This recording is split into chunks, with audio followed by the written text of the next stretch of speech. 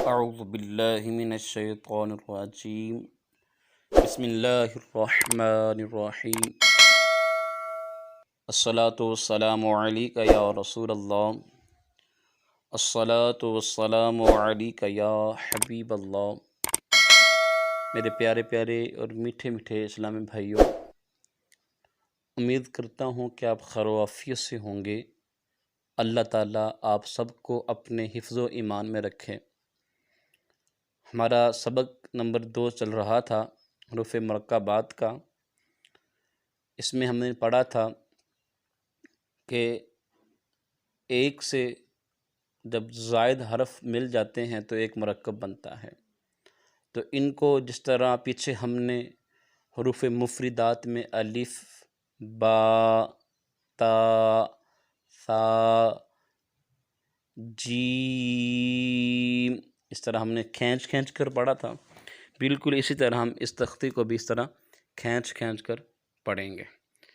تو یہ ہم نے کل پڑھا۔ پھر تو انشاءاللہ آج ہم مدنی قاعدے کا تیسرا سبق پڑھیں گے۔ اللہ تعالیٰ سے دعا کرتے ہیں اللہ تعالیٰ ہمیں اس پر عمل کرنے کی توفیق عطا فرمائے۔ آئیں تیسرا سبق کی طرف چلتے ہیں۔ سبق نمبر 3 جو ہیں یہ بڑا اہم قرآن پاک کا سبق ہے۔ سبق نمبر 3 حرکات۔ حرکت کی جمع حرکات ہیں۔ زبر زیر پیش کو حرکات کہتے ہیں۔ یوں کہہ لیں زبر بھی حرکت، زیر بھی حرکت اور پیش بھی حرکت، ان تینوں کو حرکات کہتے ہیں۔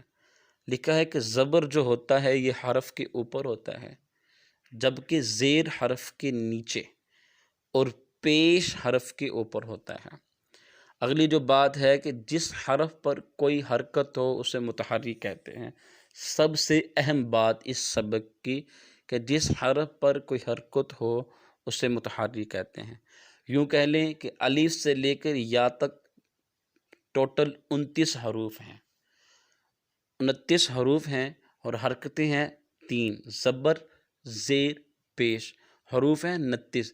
کہتے ہیں کہ کسی بھی حرف پہ، یوں کہہ لیں 29 حروف میں سے کسی بھی حرف پر ان تینوں حرکتوں میں سے، زبر سے، زیر سے یا پیش میں سے، تینوں میں سے کوئی بھی حرکت آ جائے تو جس حرف پہ آ جائے گی وہ پہلے حرف تھا، جب زبر زیر پیش یوں کہہ لیں حرکت آ گئی تو اب وہ متحرک ہو گیا۔ جس حرف پر کوئی حرکت ہو اسے متحرک کہتے ہیں۔ زبر منہ اور آواز کھول کر، جیسے با زبر با، یہ آواز کھل رہی ہے با۔ زیر آواز کو نیچے گرا کر، جیسے با زیر بی، با زیر بی، اور پیش دونوں ہونٹوں کو گول کر کے ادا کریں۔ آگے جو سب سے اہم بات لکھی ہے وہ لکھا ہے کہ حرکات کو بغیر کھینچے، بغیر جھٹکا دیے معروف پڑھیں۔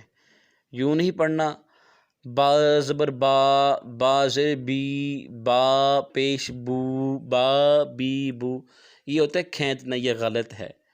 اور نہ جھٹکا دیں، با زبر با، با زیر بی، با پیش بو، با بی بو، اس طرح بھی نہ پڑھیں، یہ بھی غلط ہے، بلکہ معروف پڑھیں، نرمی کے ساتھ پڑھیں۔ جیسے با زبر با، با زیر بی، با پیش بو، با بی بو۔ اب لکھا ہے کہ الف پر کوئی حرکت یا جزم آ جائے تو اسے حمزہ پڑھتے ہیں۔ اب جب یہ الف جو ہوتا ہے نا جی، جب یہ خالی ہو، اس کے اوپر نیچے دائیں بائیں کچھ نہ ہو تو یہ الف ہوتا ہے۔ یہ جب خالی تھا تو الف تھا، اس کے اوپر کوئی بھی چیز آ جائے، جزم آ جائے، زیر آ جائے، پیش آ جائے، کچھ بھی آ جائے، اوپر نیچے کچھ بھی آ جائے الف کے اوپر، تو الف الف نہیں رہتا بلکہ حمزہ بن جاتا ہے۔ الف تب ہے جب اس کے اوپر کچھ نہ ہو۔ تو لکھا ہے کہ الف پر کوئی حرکت یا جزم آ جائے تو اسے حمزہ پڑھیں، نہ کہ الف زبر آ نہیں بلکہ حمزہ زبر آ۔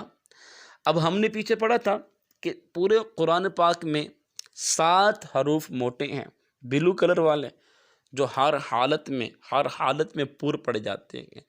وہ جو 7 حرف ہیں وہ ہر حالت میں پورے پڑھے جاتے ہیں، ان کے اوپر زبر آ جائے، زیر آ جائے، پیش آ جائے، کچھ بھی آ جائے وہ موٹے ہوں گے، لیکن را پر زبر ہوگی یا پیش ہوگی، را کے اوپر کچھ ہوگا تو یہ موٹا ہوگا، را کے نیچے کچھ ہوگا تو یہ بریک ہوگا۔ مثال کے طور پہ اگر را کے اوپر زبر ہے، جیسے را زبر ہے تو موٹا ہے، زیر آگی تو بریک، یوں کہہ لیں یہ را کبھی بریک ہوتا ہے، کبھی موٹا ہوتا ہے، کبھی بریک ہوتا ہے، کبھی موٹا ہوتا ہے۔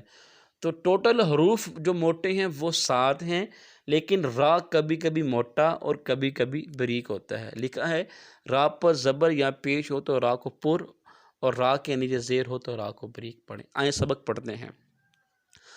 حمزہ زبر ا، حمزہ زیر ای، حمزہ پیش او، ا ای او، با زبر با، با زیر بی، با پیش بو، با بی بو۔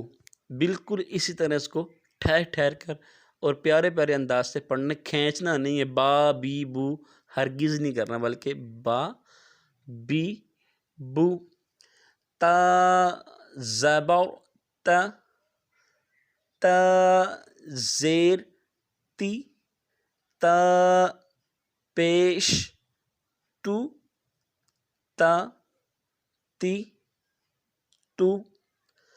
ثا زبر ثا، ثا زیر ثی، ثا پیش ثو، ثا ثی ثو۔ یہ نرمی والا حرف ہے۔